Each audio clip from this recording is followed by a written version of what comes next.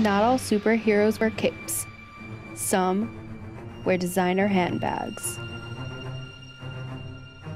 Sade, the power of creativity. Dhwani, the power of the people.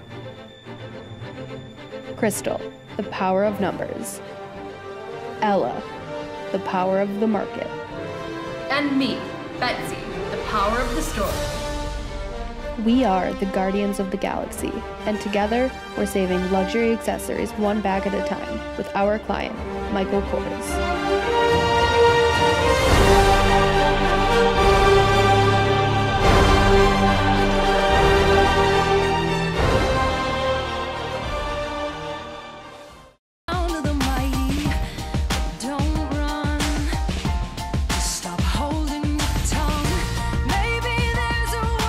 Men's trousers with no pockets at all? Yeah. Anywhere? I mean, it's like a legging that Friar Tuck would wear. 'Cause you ask for it, 'cause you need one. You see, I'm not gonna...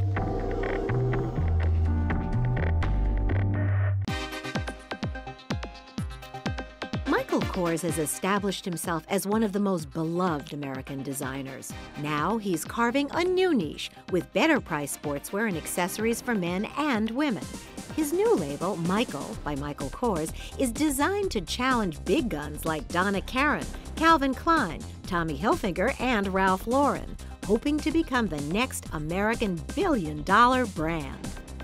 At his impressive 60,000 square foot Manhattan showroom, Michael Kors tells why Michael fits the modern American way of life. It really is about your slogan, isn't it? The Totally. slogan for the new Michael line. Totally. What is it? American luxury for everyday life. But that's what you've always been about. It's just that now everyone can afford you. I think, you know, the one thing as a designer that sometimes can really be a little bit of a bummer is you do something that's really gorgeous and a small handful of people, you know, can actually buy it, but I know a lot of people love it. And with this new line, you know, with Michael, guys, women, girls, everyone, I mean, there's not an age thing anymore. You don't have to say, you know what, it's so precious, you have to save up for it. We really get to see people who've, you know, been coveting Michael Kors for a long time really be able to, you know, sink their teeth into it. Because what I do is sportswear. I mean, these are the kind of clothes that people really live in, the kind of bags that you really use day in, day out. And, you know, unless you've got an unlimited bank account, it becomes very precious.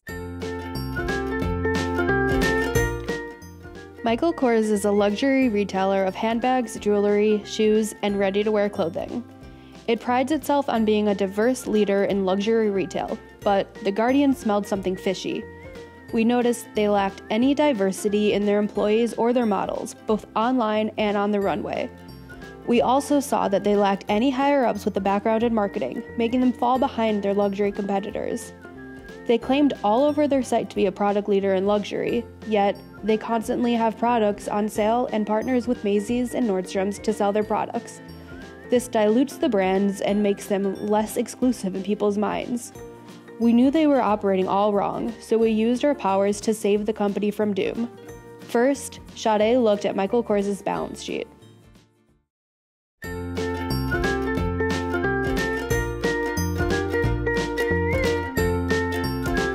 Michael Kors' liquidity has decreased from year to year, from 42.04% in 2016 to 19.55% in 2017. The lack of cash is a result from increasing inventory and accounts receivable.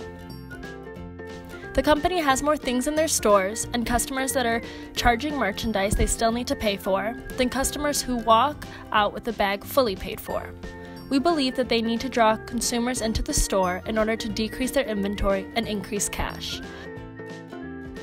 Once they have more cash, they can invest in innovation and experiences, which is what their target audience appreciates. Michael Kors also acquired MK Hong Hong during fiscal year 2017, which they believe will increase their global presence. This acquisition was presented in their balance sheet through goodwill. They believe that the resource MK Hong Kong provides for them will be equivalent to $418.1 million. Michael Kors doesn't plan to stop the acquisition there. In July 2017, they also acquired Jimmy Choo. These actions model an operationally excellent company, yet other financial evidence tells us that they are product leaders. If they want to continue along the product leader route, they need to stray away from using their cash for acquisition. That is not the value they should be chasing. When looking at the balance sheet, it is also clear that the company is profitable because their retained earnings as a percent of total stockholders' equity has increased from 150.71% in 2016 to 223.55% in 2017. This shows that the company is promising and headed in a positive direction. On the Guardians of the Galaxy team, we found that encouraging, but think there are still things that their company can improve upon. So we turned to look further into the income statement.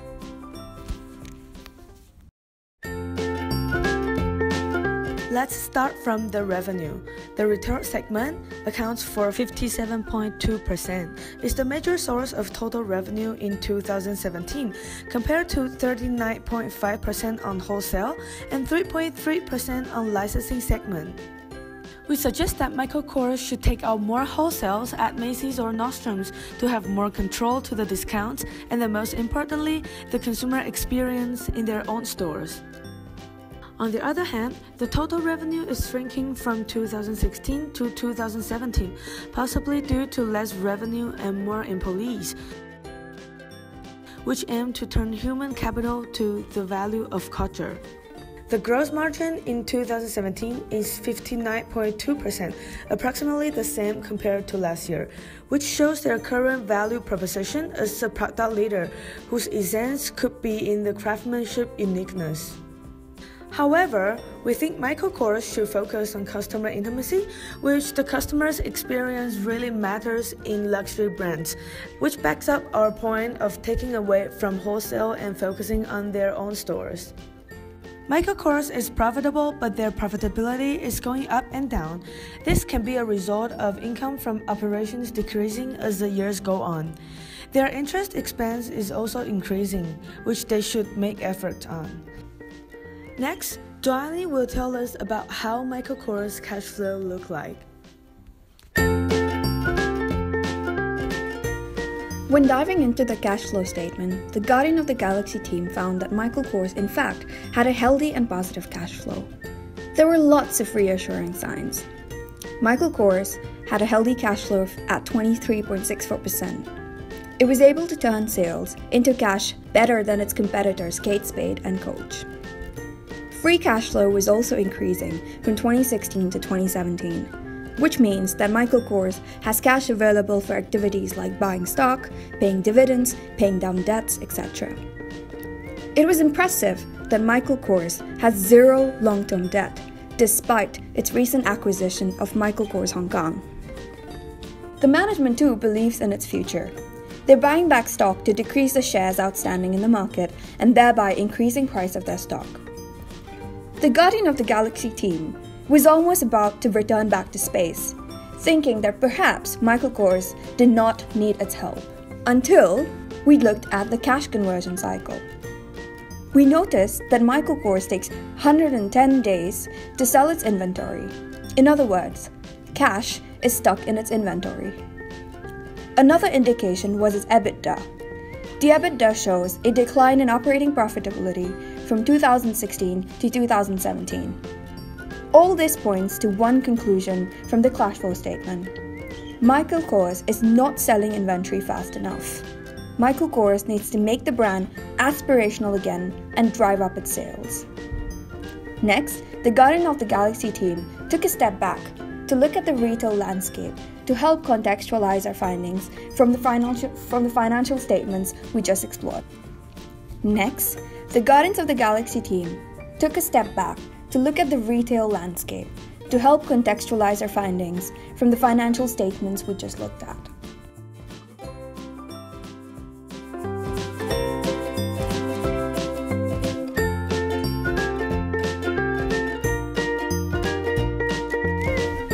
Regarding the retail business, Michael Kors has stated in their annual report that while the wholesale channel has been challenged, the retail channel has continued to grow.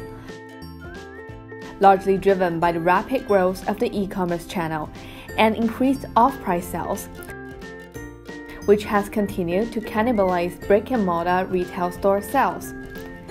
They realize that the market is becoming more omni-channel. Increased customer engagement is in need, and tailoring merchandise to customer shopping and communication preferences is the key ingredients to winning market share.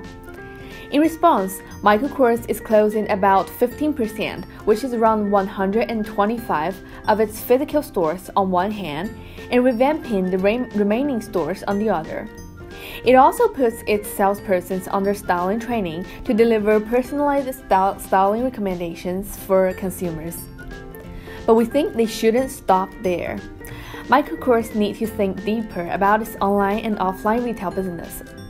Its brand is different from other luxury brands in that it offers luxuries that is affordable and available. A look at the bestsellers online and offline will give us an idea. People tend to buy handbags online and notice these handbags are all on sale. However, rock stars in physical stores turn out to be the newly released Sophie smartwatch and the surprising Beckett metallic sneaker. This drives us to the assumption that consumers online are expecting different things from those who walk into the physical stores. In particular, consumers who shop online are looking for deals and bargains with luxury items, yet people who go into the store want an entire luxury experience. When this was fun, you said there was nothing I couldn't do. Hello? Hey, how are you? Okay, Google, how far is 520 Broadway? Show me pictures of peony bouquets.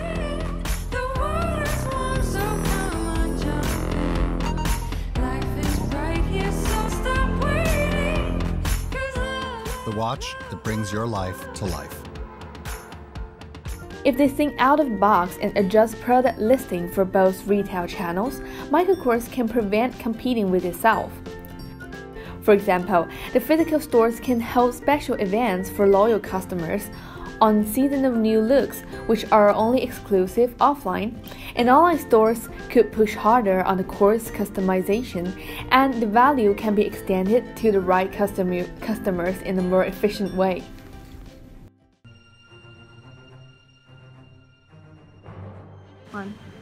Over the past 2 months, the Guardians have been working together to save luxury accessories one bag at a time with Michael Kors. We've noticed several flaws in the way they have operated and have now come together in order to discuss how to save them. Despite profitable net income and an ongoing brand image transition towards high-end luxury, Michael Kors has a scattered value proposition. It defines itself as a product leader, but invests significantly in company acquisitions. Yeah, we believe it is wise to abandon this half-in, half-out proposition and focus on customer intimacy to re-establish itself as a stylish and exclusive luxury fashion brand in the hearts and minds of its customers. In order to back up this strategy, we recommend that Michael Kors focuses on creating personalized experiences in retail stores, redefine themselves to customized and smart e-commerce, and move away from wholesale distribution. Yes. A more diverse culture in terms of employees and advertising image is also crucial.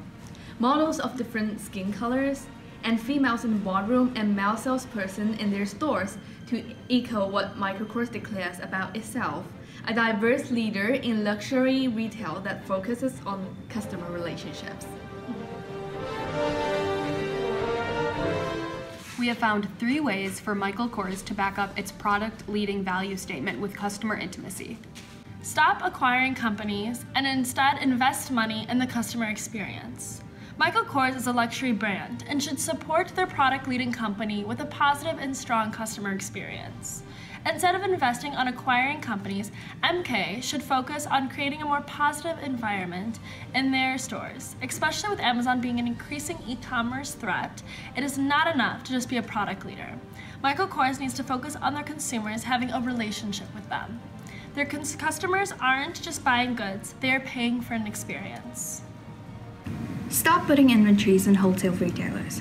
Michael Kors needs to focus on the exclusivity of its products.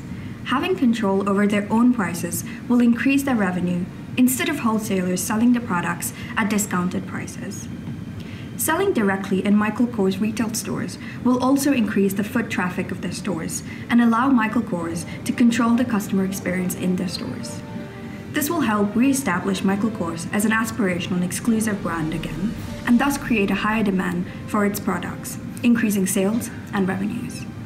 We need to create a loyalty program to gain a more committed following. Rewarding customers with different levels of positive reinforcements hopefully brings them back to the stores and to the brand.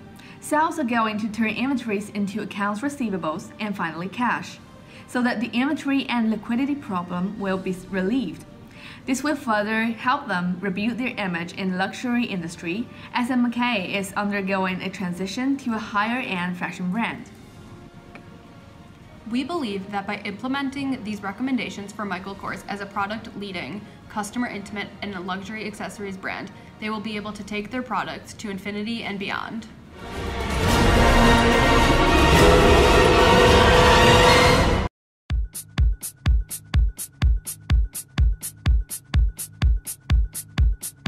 My fall collection is all about bringing out the best in every kind of woman and every kind of man, regardless of your size, age, or where you're from. It's all about confidence.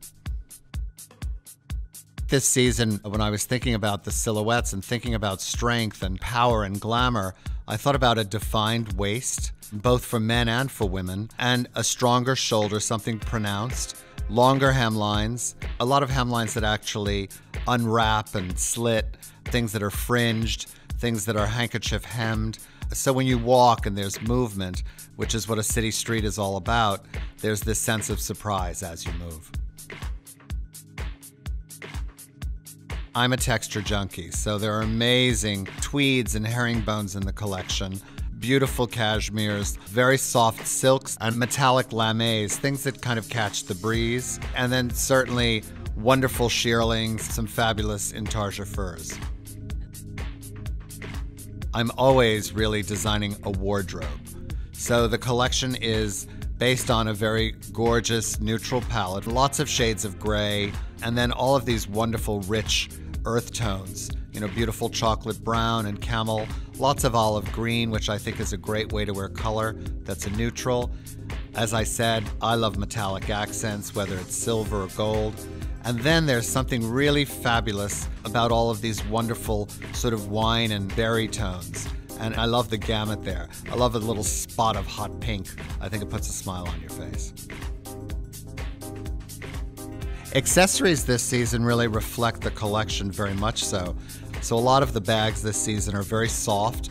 We've got great pouch bags that kind of grab in your hand, and you have this idea of powerful accessories that are full of strength, but they're very sensual. Trends to think about this season, I think you definitely want to think about a longer skirt that reveals the leg when you walk, whether it's a sarong for the city or a great scissor skirt that's sliced away. Definitely you want to have a pair of trousers that are waisted, pleated. I like them a little puddling at the ankle. It's kind of the best hybrid between a pajama and a trouser. And what's your calling card in any urban situation? Fabulous outerwear. There are amazing jackets and coats in this collection. A lot of them have a little bit of volume in the shoulder, and everything from a great new moto jacket to a fabulous longer coat.